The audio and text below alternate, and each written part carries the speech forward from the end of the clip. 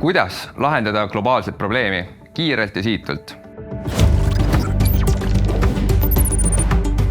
Raiko on tööstusettevõte, mis keskendub globaalse probleemi lahendamisele. Kuidas vähendada pakendisektori saastamist? Tegemist on täiesti uute toodetega turul. See tähendab, et ka tootmistehnoloogia on sisuliselt nullist vaja üles ehitada. Meil on vaja toota miljoneid ühikuid ja ainus viis seda teha on targalt ja kiirelt. Just seda probleemi me lahendamegi.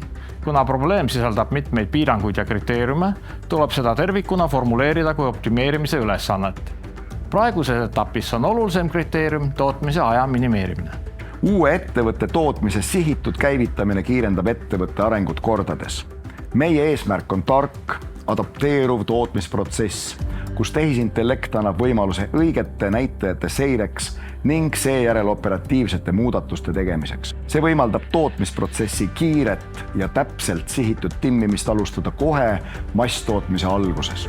Lihtsustatult on meil vaja väga kiireid seadmeid ja kõrget automatiseeritust, mistõttu olemegi Aire projektis.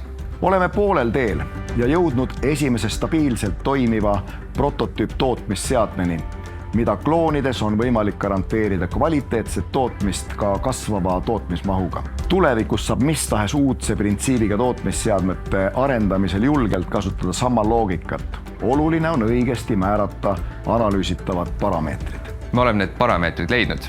Nende põhjal loonud AI-mudelid, mis aitavad erinevates tootmisetappides vähendada defekte ja kiirendada protsesse. See on nagu lumepalli efekt heas mõttes, sest nii saame lisaks aru, mis tootmissõlmedega peame tegelema, kuidas tootmisprotsessi efektiivsemaks muuta ja seeläbi ka kasumlikumalt toota. Sisuliselt on selline ühendatud tark süsteem vajalik igas tööstusettevõttes.